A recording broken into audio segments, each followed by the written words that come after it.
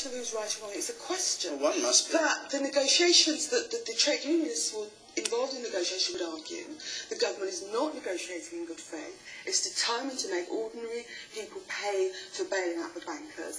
They want a proper negotiation. They have to go out to ballot, because if the negotiations do finally break down, they will have to have gone through a lawful ballot to have a strike. But I hope, and everybody hopes, that the negotiations really work and the government begins to negotiate in good faith. Right, but if they have a ballot and they ballot for a strike, would you be with Ed Miliband saying it was a mistake, or would you say if the trade unions want to go on strike, having had a ballot on this issue, it's their affair and it's legitimate and right and proper that they should? I would be with Ed Miliband saying it's extremely regrettable, but I would be suspicious that this wouldn't have happened if the government had tried harder to negotiate. All right, the man here in the second row with his check tie. I think it's important to point out that many public sector workers are angry about the cuts taking place, the disruption to service.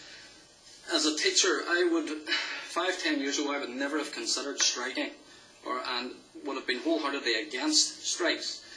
But in my opinion, it's the only way we're being heard. And I think people who would normally not have taken action are going to this time, simply because their voice isn't being heard. And would you favour a mass November strike of the kind that's been proposed? I think it's a bit early until a decision's made.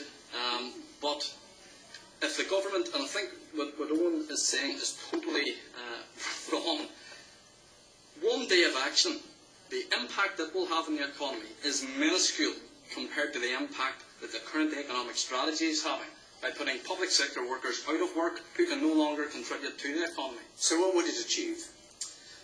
It sends a message to the government that the economic strategy in terms of the cuts and the deficit must change. It's too much, too fast. The woman in the middle there.